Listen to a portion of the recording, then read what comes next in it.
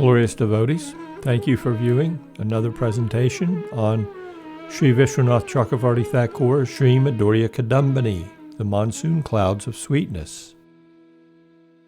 Today we'll be discussing Śiva Tattva as it relates to the second offense to the holy name in the section of Madhurya Kadambini dealing with Anista Bhajana Kriya. So this second offense to the holy name, to consider the names of demigods like Lord Shiva or Lord Brahma to be equal to or independent of the name of Lord Vishnu. There's a first explanation to this offense. If one considers Shiva to be an independent Lord with his own specific energies, then a confusion arises about the nature of God, which hampers one's exclusive devotion to Sri Hari. One should therefore understand that Krishna is the Lord of all lords. Shiva and others are lords due to being empowered by the energy of Krishna, but have no independent powers. One who chants the holy name with this understanding commits no offense. There is a second explanation. If one considers the all-auspicious name, form, qualities, and activities of Krishna to be different from his eternal personality. From the Chaitanya Charitamrita we hear, the Lord's name, form, and personality, all three are one and the same. There is no difference between them, since all of them are eternal and blissful. Krishna's name, qualities, and pastimes are all the same as Krishna's personality, eternal and blissful. Vishwanath continues in his Madhurya Kadambini, conscious beings, Chaitanya, are of two types, independent and dependent. The first of these is the all-pervading Lord, or Ishvara Chaitanya. The second is the dependent Jiva, or Jiva Chaitanya, a particular energy of the Lord that is controlled by him and pervades only its own body. Ishvara Chaitanya is again of two types, untouched by Maya and accepting the touch of Maya by his own will. When free from the touch of Maya, he is known by such names as Narayan. The Bhagavatam says, Sri Hari exists beyond the three modes of material nature and is completely transcendental. Therefore, he alone is the supreme transcendental personality. The second Ishvara Chaitanya accepts the touch of Maya by his own will and is known as Shiva. The Bhagavatam also says, Shiva is always associated with Maya. He is the predominating deity of the three types of ego, Vaikarika, Tejasa in Rajagun, and Tamasa in Tamagun. He is thus covered by the three qualities of material nature, Sattva, Rajas, and Tamas. Even though he is covered by the three gunas, however, one should not think Shiva as a jiva, for Brahma Samhita says, as milk is transformed into yogurt, yet yogurt is non-different from milk, its cause. I worship the primeval Lord Govinda, who similarly accepts the form of Shiva by his own will for the specific purpose of destruction.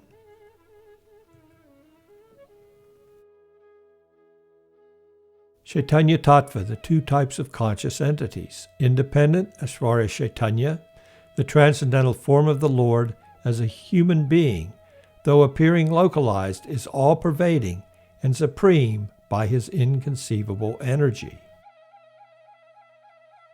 Dependent, Jiva Chaitanya, under the control of the Paramatma, and is minute by nature. Further explanation with Shastric support.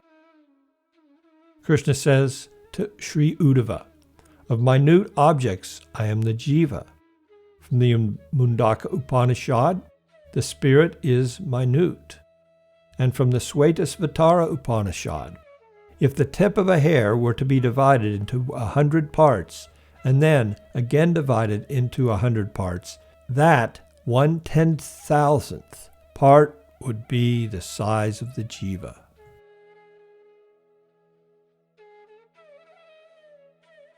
Jiva Goswami writes in his Paramatma Sandarbha The jiva is the ultimate in minuteness. There is no object more minute than a jiva.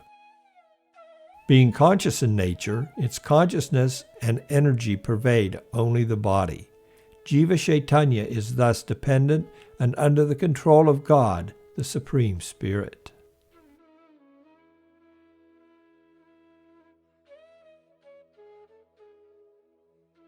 If the Jiva Chaitanya is dependent, does he or she have free will? The Vedanta Sutra states the Jiva is responsible for his own actions.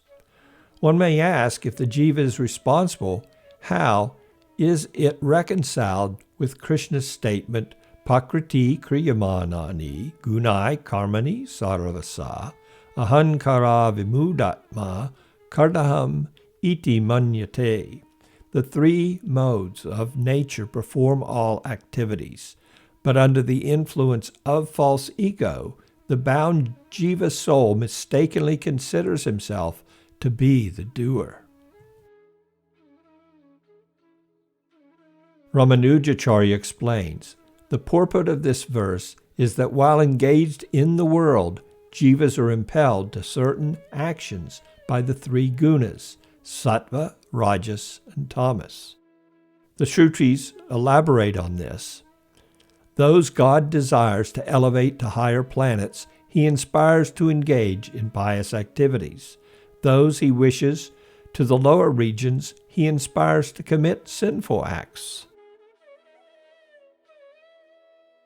One may ask, if God incites one to engage in sinful or pious activities, why must the jiva take responsibility for them and suffer or enjoy the consequences?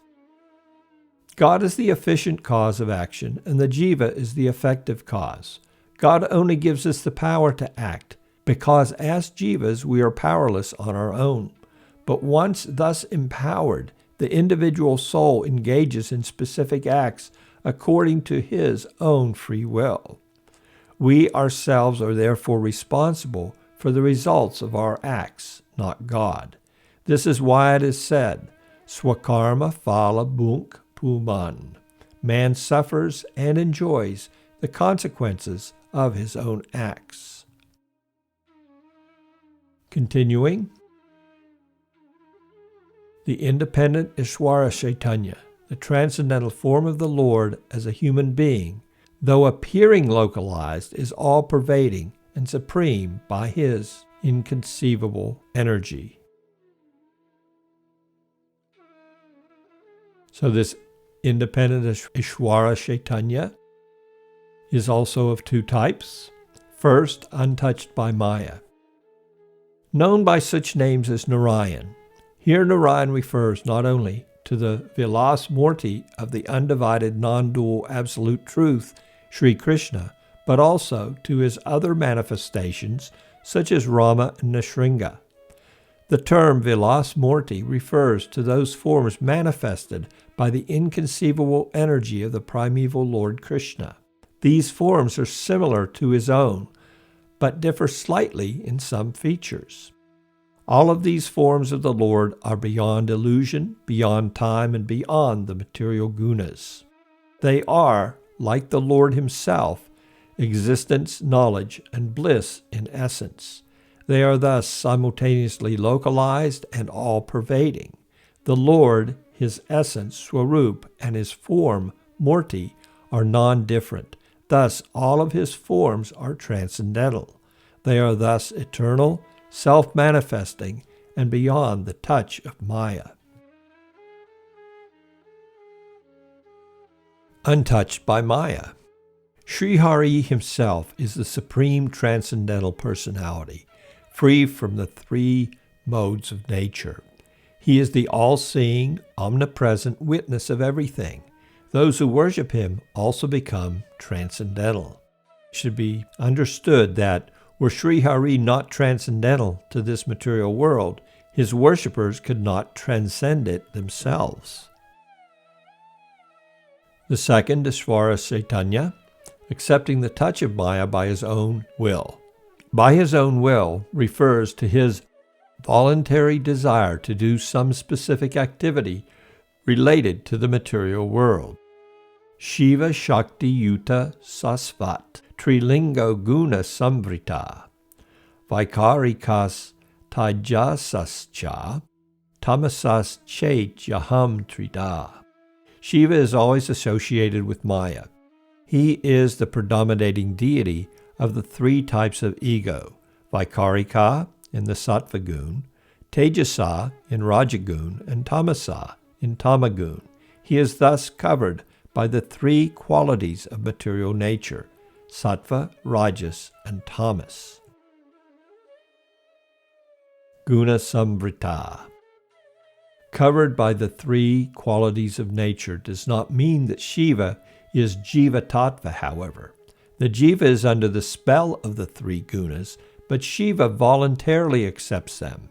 Sanatana Goswami explains this verse as follows. Shiva, being a guna avatar of the Lord, is non-different from him. Shiva has voluntarily accepted the modes of nature to quickly fulfill the desire of Sakama Bhaktas desiring fruits. The devotees of Shiva thus attain prosperity according to their desires. Sri Hari is very merciful, even if his devotees are Sakama. He generally does not give them the objects they desire, such as opulence, wealth, and so on, which would only increase their bondage to Maya.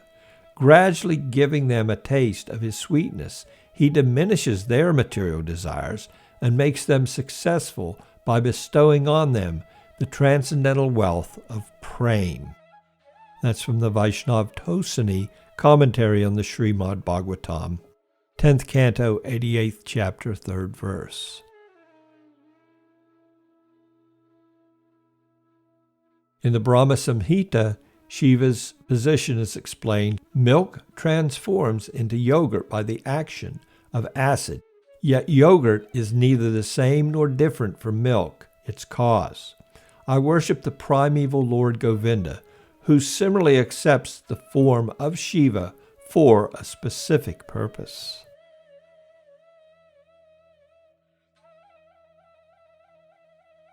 Jiva Goswami elaborates. Yogurt is not different from milk. Similarly, Mahadev is not an independent Ishvara from Govinda. Govinda himself voluntarily accepts a separate form, Shiva, and accepts the mode of Tamagun for a specific purpose. In this verse, the word Vikara Visesha means a special element that is a combination of the mode of ignorance of Maya, the nature of minuteness of the marginal potency, and the cognizant nature of Swarup Shakti, mixed with a slight degree of Hladini Shakti, blissful energy. The specific shadow of the Lord's own personality endowed with this specific element, Vikara Visesha, is the innate form of Mahadev. He is known as a guna avatar of Hari, not a separate entity or principle.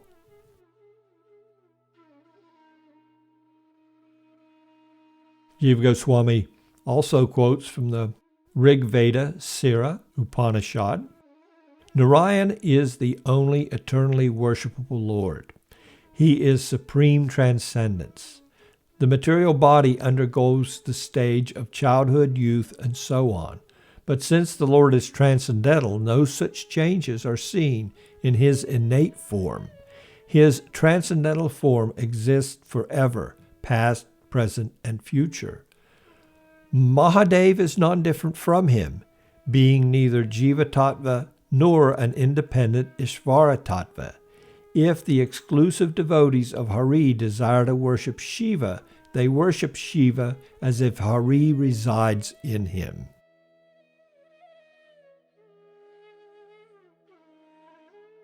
Further explanation of Brahma's empowerment.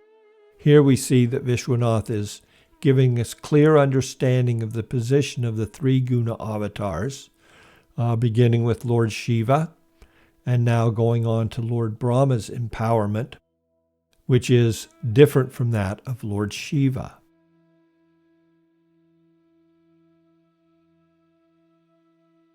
Lord Brahma is invested with God's power, Vishwanath continues. In the Puranas and many other scriptures, Shiva is identified as God. One verse in the Bhagavatam says, "The Lord accepts the forms of Brahma, Vishnu, and Shiva for the creation, maintenance, and destruction of the universe." Due to being mentioned together with Vishnu and Shiva, it is generally thought that Brahma is also Śiva Tattva. But this is true only in the sense that he is empowered by the Lord's specific energy for creation. This is confirmed in the Brahma Samhita, which says, "As the sun manifests some portion of its own light in the sun crystal, similarly Brahma creates this universe being empowered by the Lord's energy." From the Bhagavatam we hear, the one supreme deity accepts the contact of the three modes of Maya, Sattva, Rajas, and Tamas. He takes the three separate forms of Brahma, Vishnu, and Shiva for the creation, maintenance, and destruction of the universe. Ultimate auspiciousness for the human being, however, can only be derived from Vishnu, the presiding deity of the Sattva Gun. Vishnu can grant liberation. The one supreme Brahman manifests as Brahma, Vishnu, and Maheshwar in order to create, maintain, and destroy the universe. These three deities are known as the Guna avatars, or incarnations of the material modes. Brahma and Shiva are tinged with Rajagun and Tamagun. Neither are completely transcendental like Vishnu. They award conditioned souls dharma, virtue, artha, wealth, and kama, sense enjoyment. On the other hand, though Vishnu is a Guna avatar involved with the Sattva Gun, he is the only one of the three who can give liberation.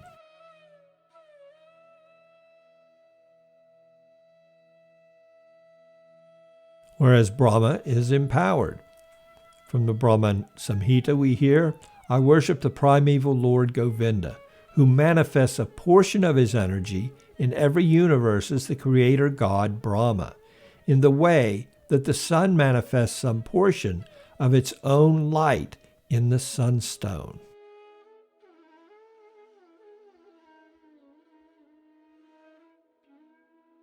Rupa Goswami quotes Bilvamangal Thakur as follows, "There are many manifestations of the lotus-naveled Lord, all of which are auspicious in all respects. But who other than Krishna can bestow divine love on all creatures, even the trees and plants?"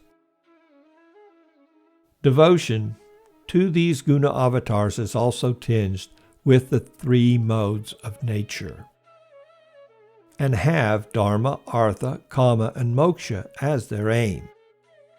One can know the glories of the Lord through understanding the different ways of worshiping him. The Supreme Lord is beyond material nature and its modes. His devotion is thus nirguna, and through its performance one can be successful in attaining the fifth and supreme goal, divine love of Godhead.